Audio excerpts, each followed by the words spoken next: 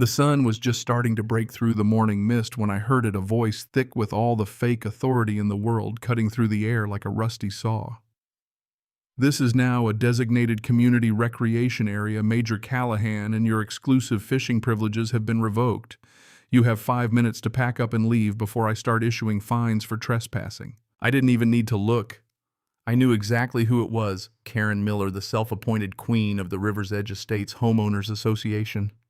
She had moved into the oversized beige box on the hill 6 months ago and wasted no time deciding her life's mission was to make everyone else's life miserable. There she stood like some authoritarian figure in a pastel pink tracksuit, clutching a clipboard as if it were a sacred relic of power, wearing that smug expression people get when they love telling others what to do, far more than they love doing anything themselves. It was the kind of expression you'd expect from someone who got a little too comfortable in their power. I just slowly reeled in my fishing line, letting the hum of the spool be the soundtrack to the spectacle unfolding before me. My river gurgled softly over the smooth stones, the familiar sound grounding me in a moment that had been part of my life since I was a boy, fishing here with my grandfather. My family had owned this stretch of land since 1888, but Karen, she thought she could take it. She had just revoked my privileges. That was a joke. It was like telling a mountain it couldn't touch the sky anymore. I couldn't help but chuckle to myself. If you've ever run into an HOA president who thinks their little laminated rule book can take down the Constitution, well, you know what I'm talking about. If that's you, hit that subscribe button, drop a comment, and tell me where you're watching from. And hey, if you've got your own HOA nightmare, share it too. It's good to know you're not alone in the trenches. Let me tell you how Karen tried to bulldoze my family's legacy and how I used her own rulebook, decades of legal precedent, and some good old-fashioned military strategy to not just win, but tear her petty kingdom down piece by bureaucratic piece. Now, my family, well, we weren't rich. We weren't barons or tycoons. We were farmers and loggers who saw the beauty in this place long before anyone decided they could put up a dozen McMansions and try to claim a slice of it. My great-great-grandfather Angus Callahan settled here in 1888. He didn't just own the land by the riverbank, he owned the riverbed itself. The trees, the rocks, the sand, the mud, the whole riverbed from the old oak on the hill all the way down to the farthest bank for a half-mile stretch. And that deed, it was ironclad. Legal. It was our family's inheritance, and I was going to protect it. The river wasn't just a property line, it was our heritage. We didn't own the water, of course, but the ground that was ours to protect. I spent 25 years in the Army Corps of Engineers dealing with logistics, construction, and more red tape than anyone should have to deal with. When I retired, I came home to the house my grandfather built, thinking I'd settle down to a quiet life. Fishing on the river, fixing fences, tending to the orchard. But then the developers came, bought the old Miller farm up on the ridge, and built River's Edge Estates. The houses were big cookie-cutter things. The kind of place people like Karen Miller think they can buy their way into something better.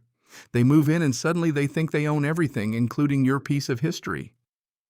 At the head of that entitled parade was Karen. I turned and looked her over slowly. "Good morning, Karen," I said, keeping my voice level, my fishing rod resting on the damp earth.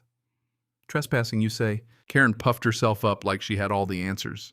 "On the grounds of the newly ratified River's Edge Estates Community Bylaw, 7.4 subsection C. She declared, practically glowing with self-righteousness.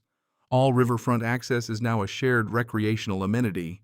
I glanced down at the rainbow trout lying beside my tackle box and smirked. "Is that so?" I asked, my smile playing at the corners of my mouth. "And when did this new boundary get established?" "At the last board meeting, of course. It's all legal." She looked at me like she was a queen telling a peasant what to do. I could feel my blood start to boil. This wasn't about a fishing spot. This was about my home, my family's land. And I was not about to back down. The battle didn't end there. 3 days later, I got a violation notice in the mail. A fine for $100 for fishing on my own riverbank. I had to read it twice just to fully appreciate the audacity of it. They claimed I was trespassing despite the fact that I had been fishing on my family's land for over a century.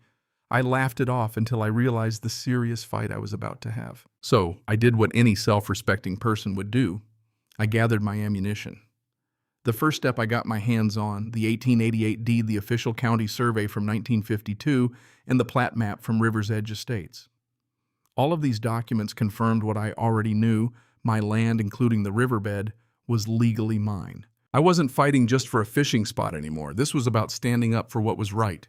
It was time to go on the offensive. I reached out to an old friend from my Army days, Colonel Marcus Thorne, now a lawyer. I explained the situation to him, and without hesitation, he agreed to help me take Karen down with everything we had: history, legal precedent, and good old-fashioned brute force. Meanwhile, Karen kept pushing, sending out more fines, bullying neighbors, trying to exert her control. But I wasn't the only one she had wronged. The more I talked to neighbors, the more I realized I wasn't fighting alone. Mrs. Gable had gotten a fine for a bird feeder. The Rodriguez family was hit with fines for noise and their swing set not being aesthetic. This wasn't about rules. It was about Karen's ego and her thirst for power. I documented everything, then called in reinforcements. Marcus helped me dig into Karen's past, and it didn't take long to uncover her history of abuse at her previous HOA. She'd been forced to resign after spending HOA money on frivolous lawsuits, even trying to make a family remove a wheelchair ramp because it wasn't the right color. With all this evidence in hand, it was time to strike. I sent letters to the HOA board, to the county, and to my neighbors exposing Karen for what she was: a tyrant who had tried to take my land and manipulate the law for her own gain. The community was with me now. People who had been silent, afraid of Karen's petty punishments, now saw they weren't alone.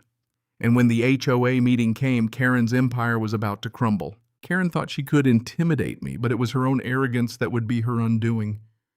The moment the meeting began, I laid out all the evidence showing her fraudulent actions and how she'd violated her own bylaws.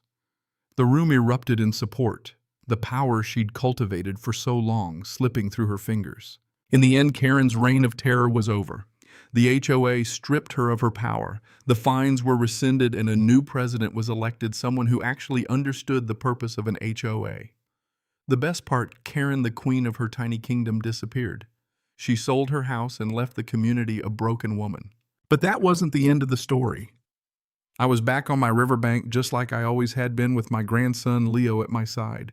He looked up at me and asked if the river was ours. I smiled, remembering my father's words. "The water belongs to everyone, Leo," I said. "But this land, from that big rock over there to the old fence post down there, that's ours." The river was safe. The land was safe. And most importantly, justice had been served. As I watched Leo reel in his first trout, I knew that not only had I protected my legacy, but I had also taught him an invaluable lesson. You stand your ground, you know the facts, and you never let a bully win. So what do you think? What would you do if someone tried to take what was rightfully yours? Would you stand up for your land, your family, and your rights? Let me know in the comments below. Cảm ơn các bạn đã xem video. Cảm ơn các bạn đã xem video.